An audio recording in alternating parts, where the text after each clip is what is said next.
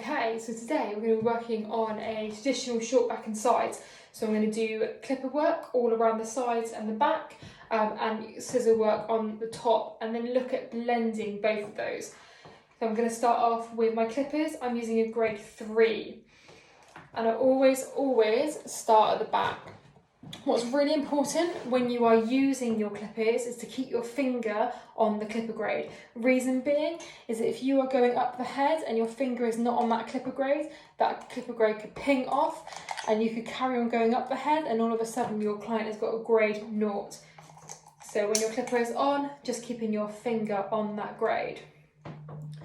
So I'm going to start my section. I'm going to go up the middle in the back. I'm going to come out that occipital bone is. So that natural curvature of the head to sort of enhance, following that, and your clip is to come out. So work that all the way along the back.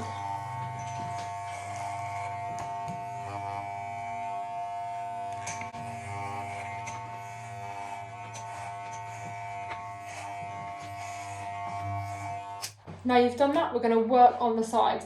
Now you've obviously got the ear in the way, so it might be that you need to go round in a little bit of a C shape. So C shape coming back and forward.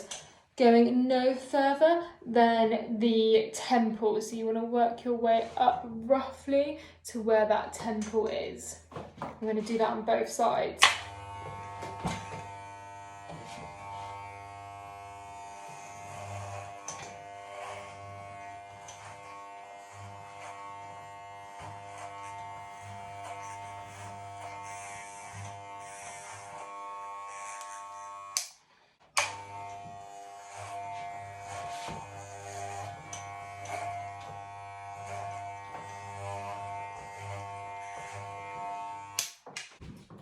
Okay, so once we've done that clipper work, it's now time for cutting on top.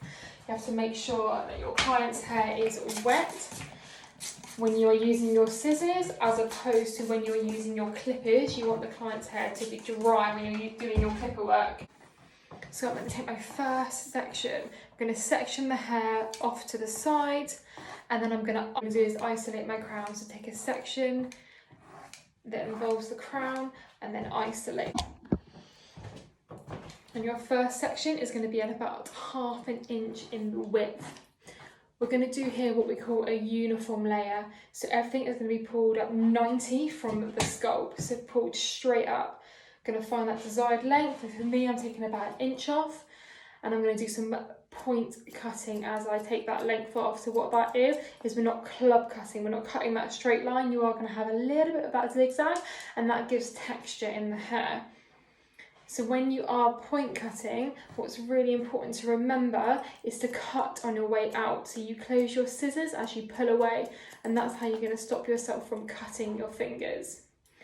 So once I've done my section, I'm then going to take half of the first section that I've done. So I've got my guide, and then half of a new section, which is the hair that I'm going to cut. Therefore, as I pull it up, I've got my guide shining through from behind. So if you can see, there is my guide. And this is the hair that I'm going to cut. So again, using that point cutting, and then working my way forward again. Always got my guide.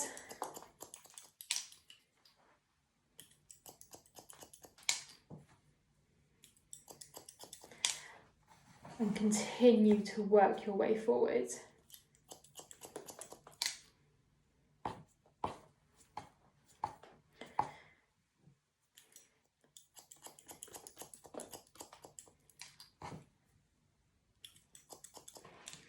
Okay, so once I've done that first section all the way through here, I'm now going to join that to the sides.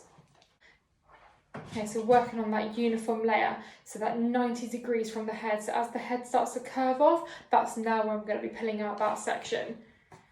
So pulling up, taking my guide from what I've already cut. So my guide is here, and I'm going to cut all of this. And then work that down and around as the head curves even more so. Repeat that process to take half of what I've already cut, half of a new section, and move forward. There is my guide, and that is what I'm going to be taking off. Work that down and around and continue to do that as you work forward.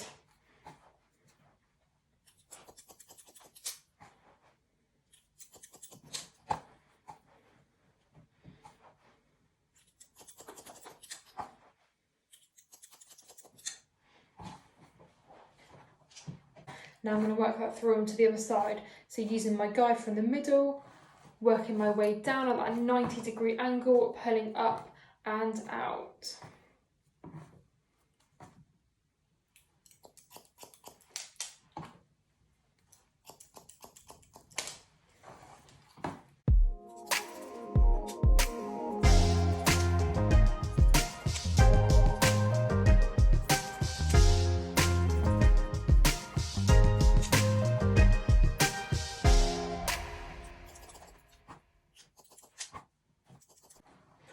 Okay, so now I've done my top and I've started to blend in those sides by putting it out at 90 degrees. So with the crown, the reason why I leave it to last is because I want to know what it's going to do and also how short we're taking the rest of this hair. What you can find with some clients is they have a double crown or they have quite a strong crown, so they're going to get a lot of height, a lot of volume from there. I want to know whether I've got to maintain and leave that length to act as weight to sit that crown down. What I don't want to have is the rest of my hair sitting really smooth and flat, and then I've got this crown that's spiking up.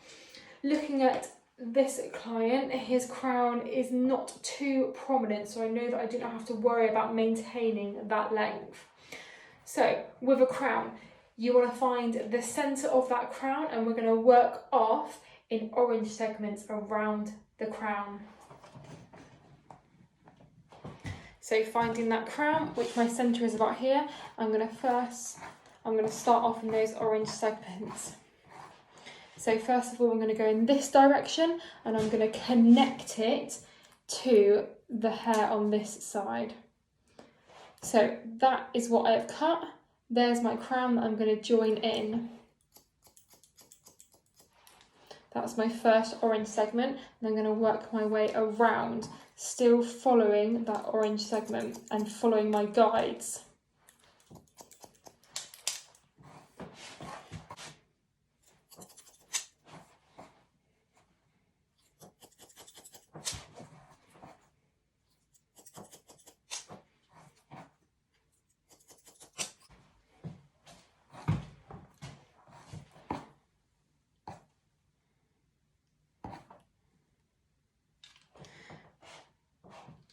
So here is a really clear guide. If you can see, there's my guide and there's my guide. That's what I've already cut from the crown. That's what I cut from cutting the front and the sides. And this corner here is my crown. So I'm going to take that off to match off those two guides.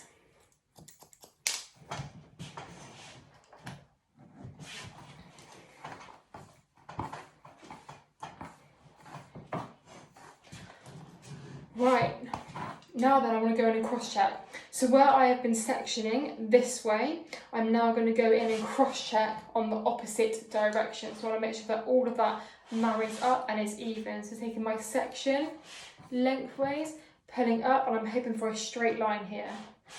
That's looking okay to me. I'm going to follow that forward to the fringe. Yeah, we're looking okay there. Let's check a little bit further down. So still cross-checking. Might be a little bit loose there, a little bit long. Let's take that off. But other than that, I'm happy with my cross-checking. So now we have cut the top and we've cut the sides. What we want to do is blend both of those together. So as you can see, once that is not a style, there's a really heavy weight line there. So let's work on blending that. How we're going to do that is using our graduation technique. So first of all going in with our hands and our scissors and graduating that and try and take off as much as the weight as we can. So we're going to be working on a 45-degree angle. First of all, I'm going to go, you can see from a profile point of view, ever so slightly graduated. My knuckles are as tight as they can be to the skull, and then my fingers are elevated out from the head to maintain the length on top. So what this is going to do is start to remove that bulk. Going again, working my way forwards. Knuckles tight, elevate those fingers out. removing that bulk, and I'm going to do that all the way around the head.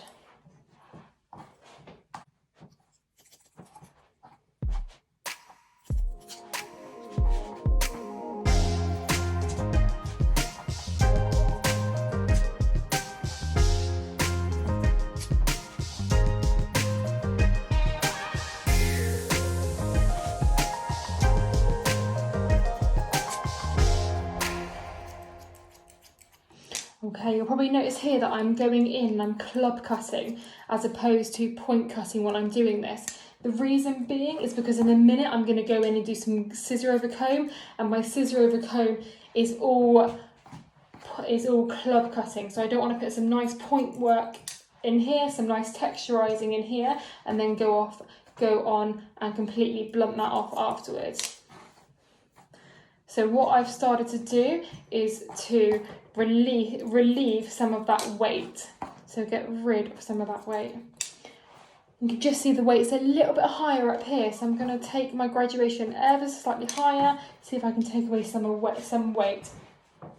So at this point, it's very, very visual, just sort of seeing where that weight might be. I'm going to go in and point cut here because I don't want to remove the length, but I do want to reduce the weight. So what I'm doing is I am cutting a bit, missing a bit, cutting a bit, missing a bit. So I'm not actually taking the length off, I'm just taking away the weight. Let me show you that again. So pulling the hair out, cutting a bit, missing a bit, cutting a bit, missing a bit. So I'm almost creating that jagged that's going to release and remove some of the weight. Okay, now that I'm happy with that, it's a case of going in with my scissor over comb technique to completely blend that from the clippers into the haircut. So with the scissors over comb, wherever your comb goes, your scissors go, and they work in harmony with one another, which is why it's really important at this stage to keep your bottom blade straight and to only move your top blade. So you can do that by just moving your thumb. Really, really good to practice that. So when you are doing your scissor over comb, you want to always put your comb in where that weight line starts. What you don't want to do is put your comb in lower and start taking hair off, because you're just going to make the shorter bit even shorter, and it's going to be harder to blend in your longer piece. So really, really visual. Wherever you see some weight, you want to be going in with your scissor over comb and working that technique back along the head. So I can see we've got a little bit of weight here. That's where I'm going to go in with my scissor over comb technique. Now, scissor over comb does take a little while to master, so practice makes perfect. But key tips to remember is to only take off dust. So if you need to go in and there's quite a big chunk to come off, it's going to be worth you going back into that haircut with your fingers and removing that. Your scissor over comb is only there to take off dust. Also, scissor over comb is very, very visual, so there's no accurate way of technically cutting it. It's just a visual, and it will be different on every client depending on their head shape, the hair texture, and the haircut. So I'm going to spend a few minutes now just working around the head, getting that scissor over comb perfect.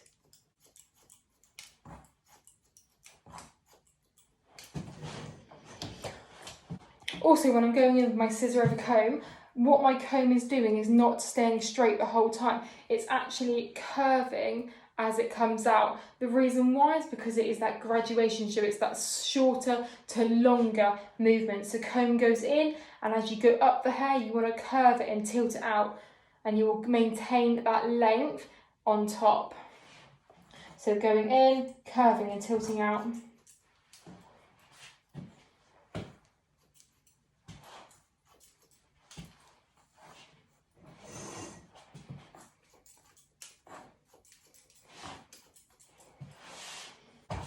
So if this was your client, you'd be using your mirror as well. So when you're doing your scissor over comb, it actually starts to slim down the size, so you're getting rid of that sort of mushroom shape, if you like. You are actually starting to slim that down. So using your mirror, visually seeing what your client is seeing. So to me, we're looking like we've got a little bit of weight here. So I want to go in and see what that is. Before I scissor over comb, I'm going to go back in on my graduation, so at 45 degree. Take that off. And then I'm going to go in and scissor over comb just to really smooth it, and I'm especially looking at that bit there.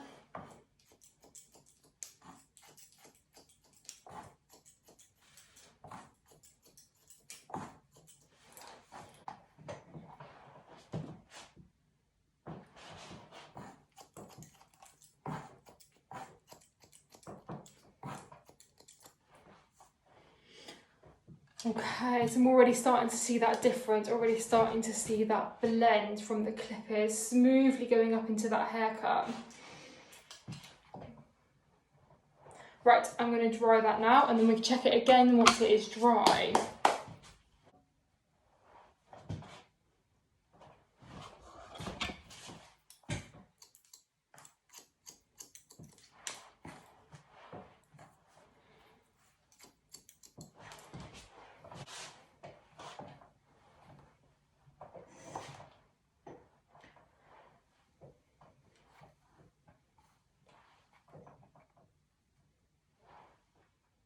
Okay, so once it's dry, it just gives you an opportunity to check that style. So again, you're visually checking what your client can see in that mirror. You're checking your scissor over comb. Is there any more work to be done? Hair looks different dry than it does when it's wet. So you can go through and just check through anything. I'm quite liking that balance. I feel like it's even. We've got a lot of volume here, but it's smooth and it is connected. Okay, I am happy with that.